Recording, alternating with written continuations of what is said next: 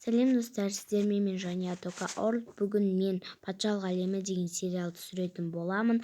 Ал ендеше біз бастайық. Ғой саған мен бірінші келдім деп. Я, сен бірінші келдің. Не болды қыздар? Тәрбиешілерің қайда? Біз одан қашып кеттік. Мен сендерге қонақ бөлмеде жүгіруге болмайды дедім ғой. Ой, анашым, қойыңызшы. Қыздар, не үшін тәрбиешілеріңнен қашып кеттіңдер? Қыздар, мен сендерге қашып кетпеңдер деп едім ғой. Мен бөгет жасағанымыз үшін үйреніп жүрмеңіз, патшайым.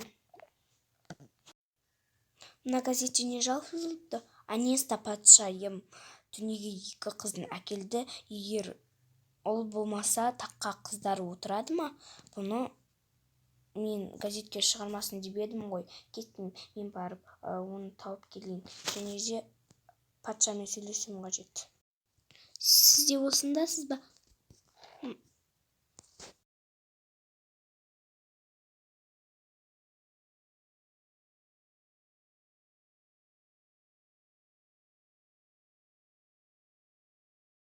Коронация болатын күн мен Луизаға барып сұрап келейін.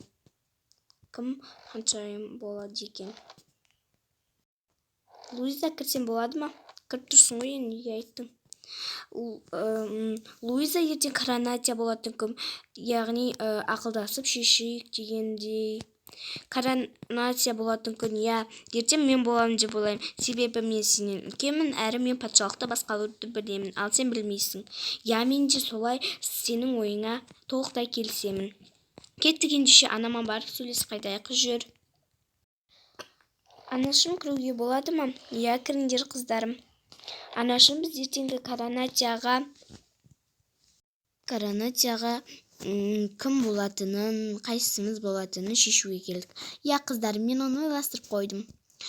Анашым, неге қазір бізге айтпайсыз? Ертең коронация болатын кезде көресіңдер.